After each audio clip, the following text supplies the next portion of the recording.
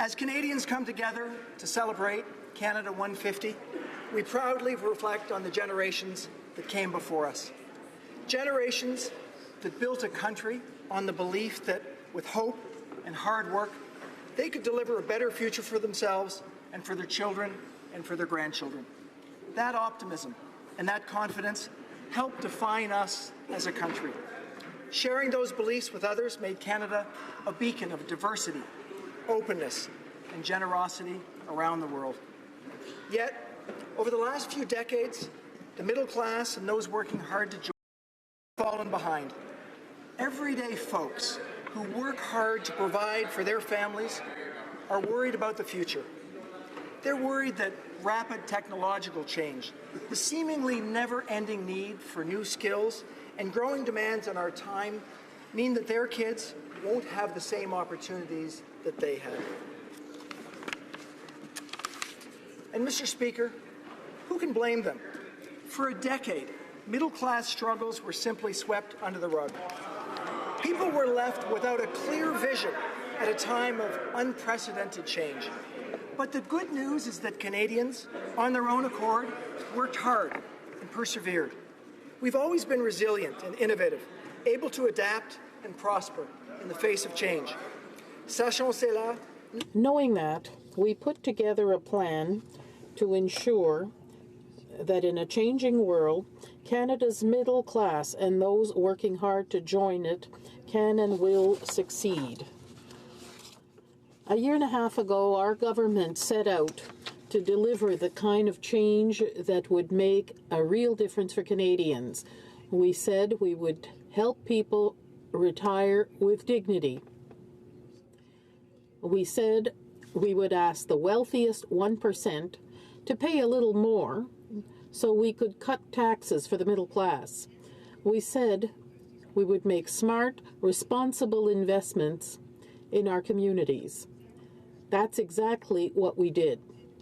We've delivered on behalf of Canadians, and we're just getting started.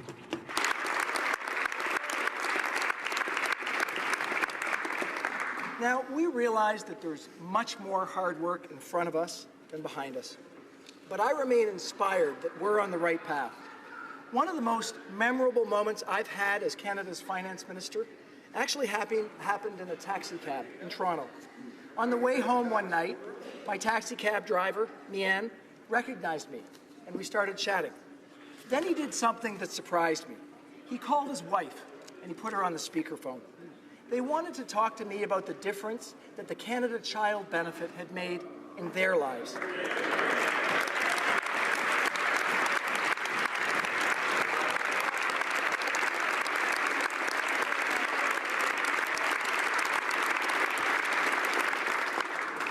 Remember, Mr. Speaker, that this benefit gives 9 out of 10 Canadian families with kids more help with the high cost of managing their family. In Mian's case, with 3 children aged 11, 9, and 10 months, the Canada Child Benefit means that he and his wife receive about $300 more each month than they did a year ago. That's an extra $3,600 tax-free every year, money that can be put towards groceries, school supplies, and new clothes for going back to school.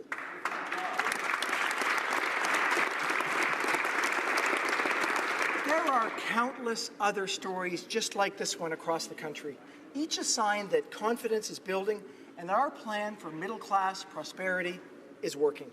Stories like Dave's, a plumber from British Columbia who took advantage of a training program supported by the federal government to get his Red Seal certification last year. Now he has a well-paying job and is able to return to and work in his community. Ilya Nubis. And Nebis, a mother of 3 from a remote Algonquin community in Quebec. The Canada Child Benefit has helped her 3 kids enrolled in hockey this season. Nubis, like millions of middle-class Canadians, want to see progress for themselves and their families. They want a government that puts people first. They want a government focused on creating good jobs today while also preparing Canadians for the jobs of tomorrow. They want a government that puts our skilled, talented, and creative people at the heart of a more innovative and globally competitive Canada. Mr. Speaker, here's our plan. Across the country, we're building stronger communities. We're doing it by creating jobs, shortening commutes, ensuring clean air and water, and improving quality of life for millions of Canadians. In the last year and a half, 744 public transit projects have been approved. Long-awaited and transformative light rail projects are underway. In Montreal and Vancouver, riders can look forward to a more enjoyable commute thanks to rehabilitation work being done to the Metro and SkyTrain systems. We're repairing nearly 50,000 social housing units to make sure families have a safe and a secure place to live.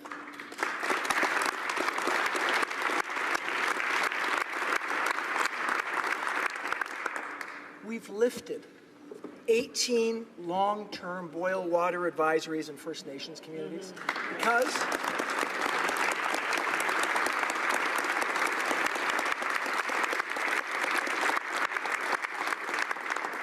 our work continues, because we will not stop until every child in Canada has access to clean drinking water.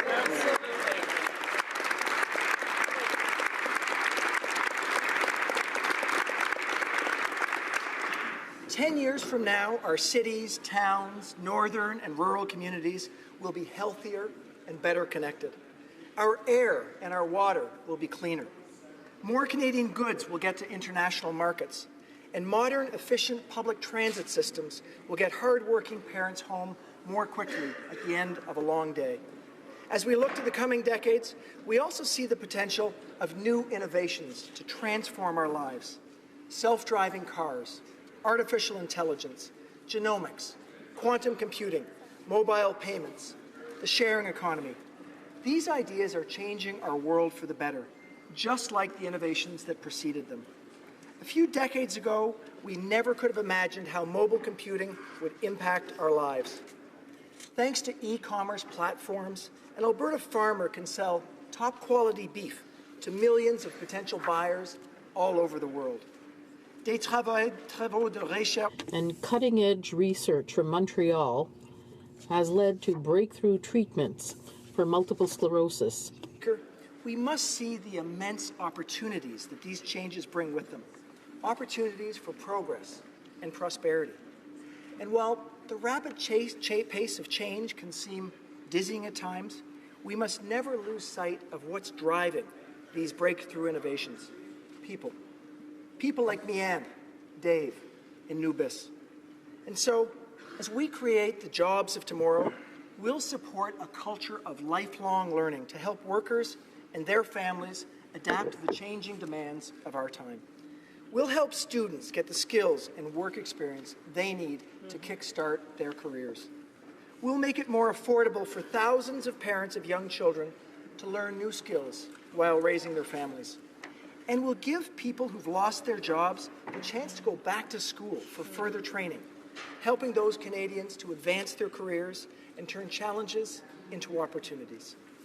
To give our young people the best possible start, we will promote hands-on learning in science, technology, engineering, and math, especially for young women, girls, and Indigenous youth. Work being done by impressive organizations like Ladies Learning Code and Actua will encourage students to learn coding in the same way they learn to read and write, preparing our kids for the jobs of the future. Mr. Speaker, Budget 2017 is about creating good middle-class jobs now and in the years to come. And to do that, we need to focus on our strengths, where we can lead globally and create good jobs for Canadians. In this budget, we're making investments in 6 economic sectors where Canada can lead the way: digital, clean tech, agri-food, advanced manufacturing, biosciences, and clean resources. In the realm of digital technology, I know 2 things to be true, Mr. Speaker. 1, Canada can be a world leader. And 2, we just can't afford not to be. 1 million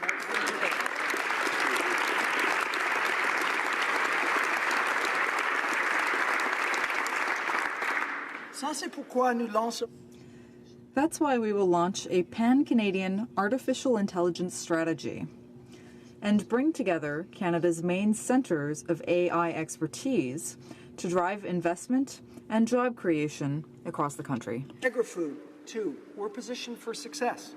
By 2050, global demand for food is expected to rise by 70%. That means more demand for prairie canola, Atlantic crab and lobster, and BC berries. It also means more jobs in the fields of southwestern Ontario and on the maple syrup farms of Quebec's eastern townships. We'll help farmers, producers, and processors build their businesses globally and do so sustainably. Mr. Speaker, Canadians know that our environment and our economy go hand in hand. It's why we've worked with the provinces and territories to adopt the Pan-Canadian Framework on clean growth and climate change. This not only means cleaner air to breathe, it means business and investment opportunities. That means that jobs installing solar cells, manufacturing electric cars, or developing cleaner fuels will be in high demand. Well, luckily, our energy sector is already well positioned to not only compete, but to lead. By investing in clean tech and responsible resource development, we'll preserve our environment for future generations, create great jobs, and restake our claim as a leading supplier of energy to the world for the next 150 years.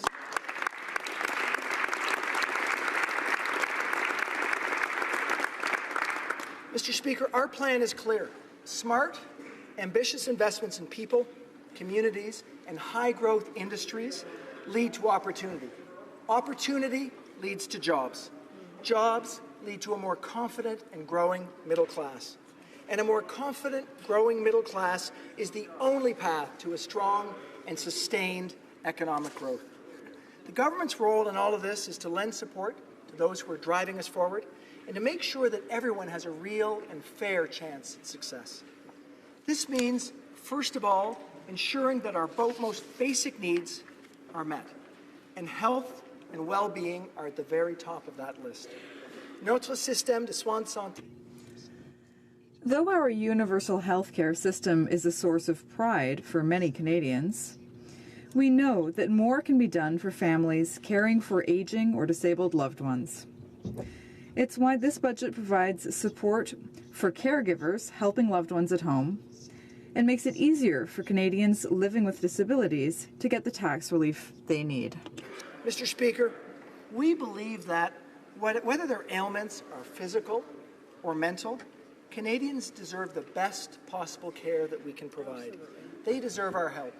And I'm pleased that with leadership from the Minister of Health, over the last several months, we've reached health agreements with nearly every single province and territory.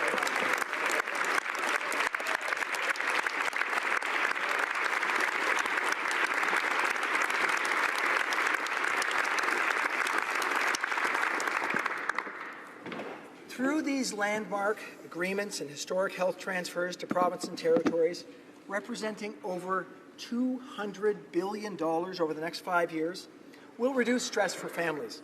We'll ensure that every young person under the age of 25 gets the mental health support that they need and deserve.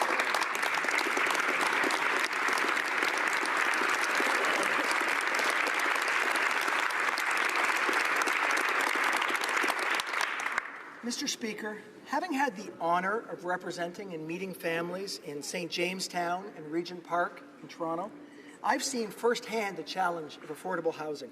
And so, it's my privilege to announce that the government will be investing over $11 billion, the largest single commitment in Budget 2017.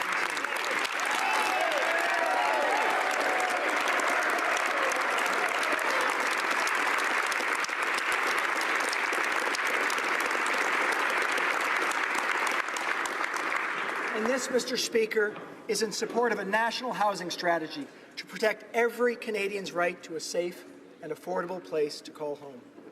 Notre gouvernement a fait preuve de... Our government has shown and will continue to show national leadership on housing. And we will prioritize support for vulnerable citizens, including seniors, Indigenous peoples, survivors fleeing domestic violence, persons with disabilities, those dealing with mental health issues, and veterans. Speaker, the decisions we make and the policies we create impact men and women differently. In order to make laws and develop policies and programs that are in the best interests of all Canadians, we have to know what kind of impact they will have. For example, that while Canadian companies are getting better when it comes to hiring more women, they're still less effective at promoting women to senior roles. And we know that fewer women join or stay in the workforce than men.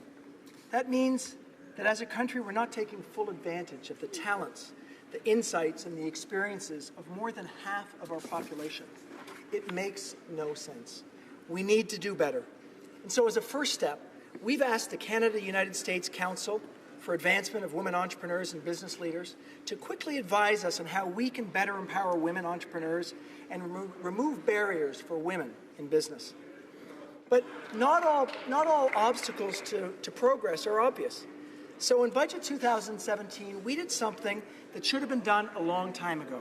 We published the government's first ever gender statement, an assessment that ensures that all budget measures, not just those aimed specifically at women, help us advance the goals of fairness, gender equality, and stronger workforce participation.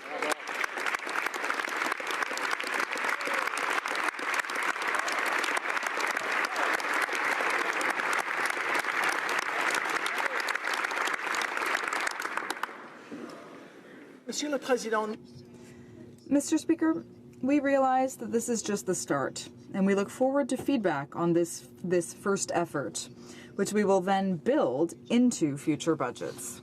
Another challenge we must confront, Mr. Speaker, is access to quality childcare.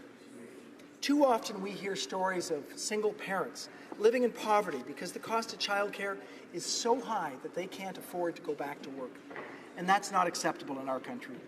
To help low and middle-income families with the cost of childcare, we're committing $7 billion over the next decade to increase the number of high-quality childcare spaces available across our country.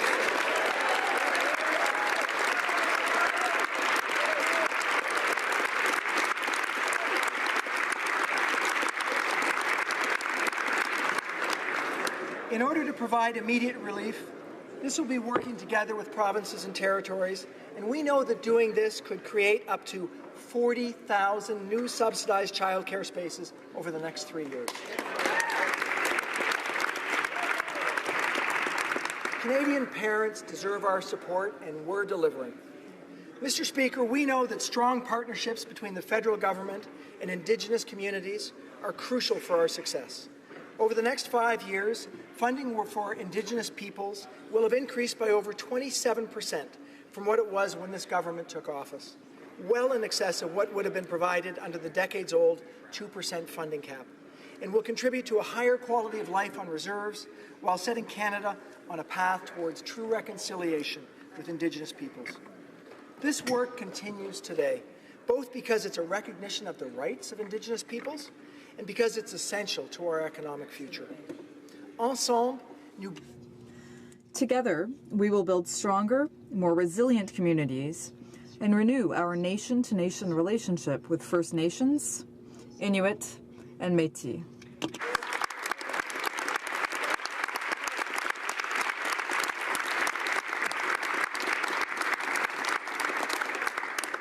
We'll help to break down employment barriers with a focus on skills development, training, and better education. And we'll provide greater access to mental health, wellness, and suicide prevention services while working with Indigenous communities to combat substance abuse. This is our plan for Canada.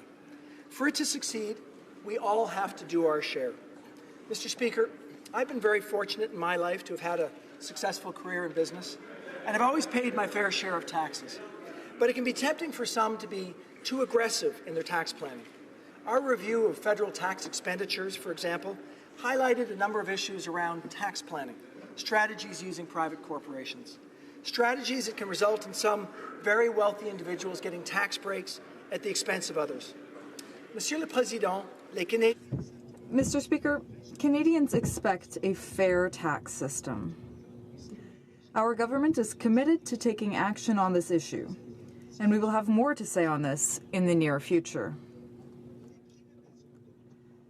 One of our government's very first actions was to raise taxes on the wealthiest 1% so that we could cut taxes for the middle class.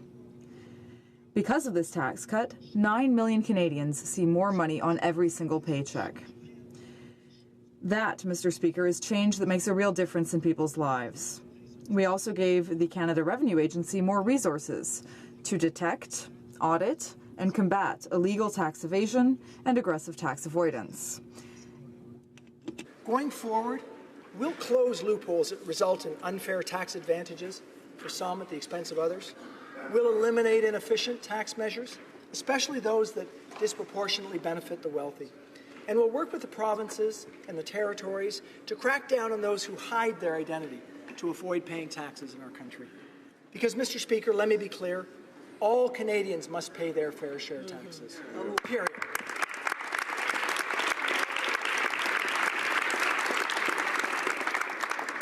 Monsieur le Président, the Canada...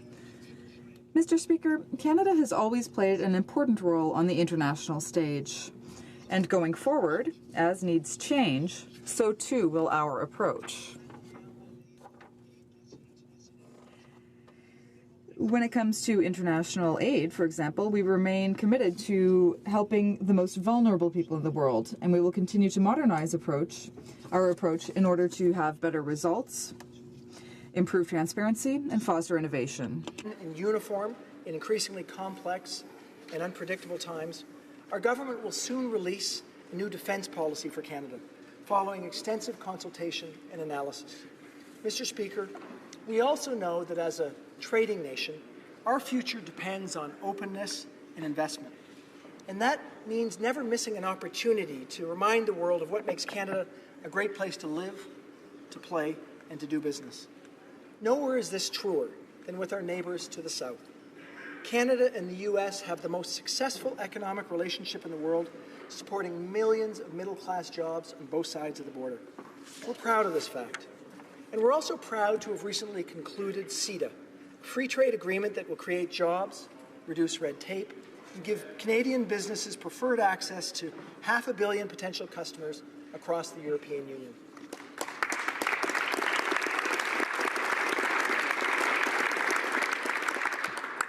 And as we prepare for the global economy of tomorrow, we'll put our best foot forward, always looking to develop strategic partnerships to attract talent and investment. Partnerships that will help our companies succeed, create good middle-class jobs here at home, and do well globally. Mr. Speaker, Canada 150 reminds us all that we have so much to be thankful for. Sur le plan économique. Economically, our talented, skilled, educated, diverse, and innovative workforce gives us tremendous potential for growth. Our values, our stories, and our cultures shine for the world to see. Our official languages are flourishing. And they open an entire world to us and make our country unique. Natural beauty, they're unparalleled, allowing us to share the joys of building a campfire with our kids, hiking with a college friend, or swimming in cool, clean waters. In fact, this year we're putting our national parks on full display as we invite Canadians and families from around the world to enjoy them free of charge. Most importantly, Mr. Speaker, we've begun to see signs of confidence and optimism return to the middle class. Consumer spending is up since we introduced the Canada Child Benefit. In the last 7 months, we've seen 250,000 new jobs, the best job gains in over a decade.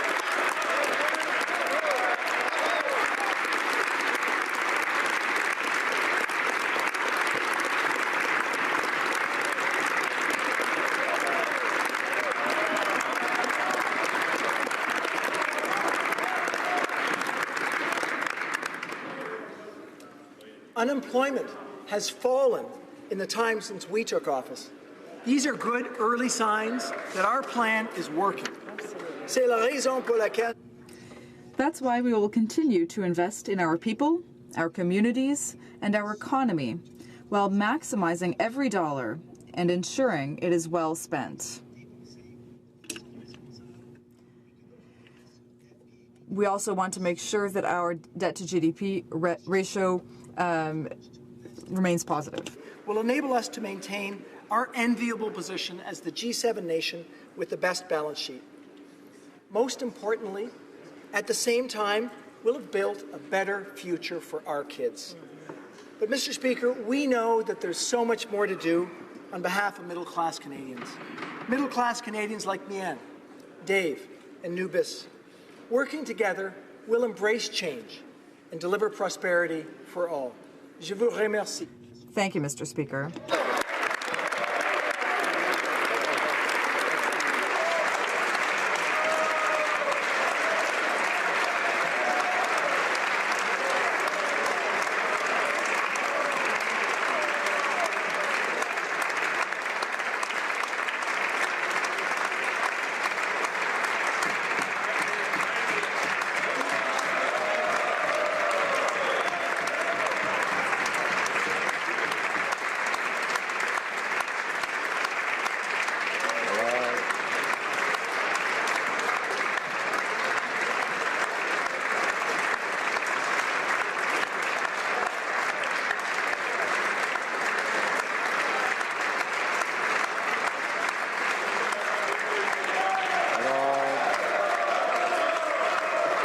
Order.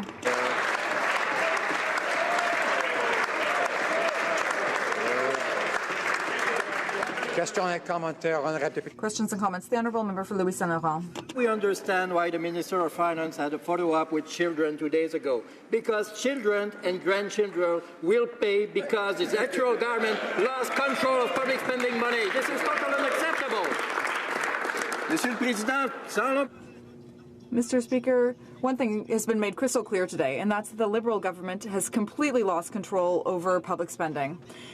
Only 2 years ago, these people were elected saying that they would run a little deficit of $10 billion and they would balance the budget when? In 2019. Well, Mr. Speaker, in 2019,